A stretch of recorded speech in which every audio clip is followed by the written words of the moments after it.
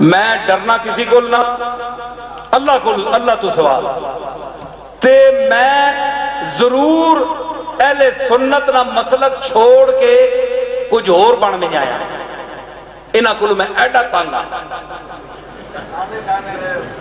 سننے ہو نا گل میری، انہاں کو میں بہت بڑا تنگ ہاں، یہ بھی نہیں بخشنے کسی، یہ خوش کسی تے نہیں،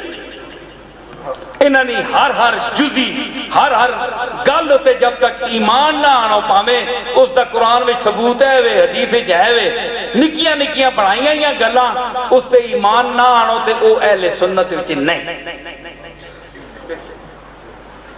میں انہاں کو بڑا تنگ ہاں، میں اور مسلک کیوں نہ اختیار کرنا پیا جے انہاں مسلکاں چ اے کچھ نہیں، اللہ دی قسم اٹھا کے میں آنا،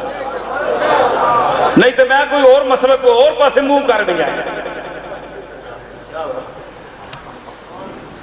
لیکن انہاں مسلکاں چ ہے کچھ نہیں،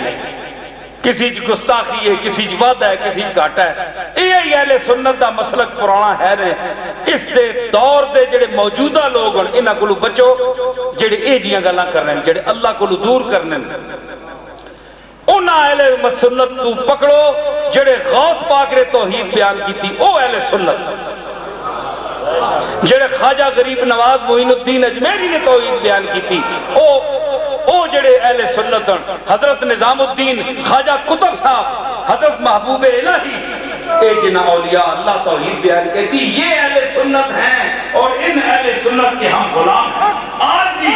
اللہ رکھے اور انہی کا ہو کر مرے۔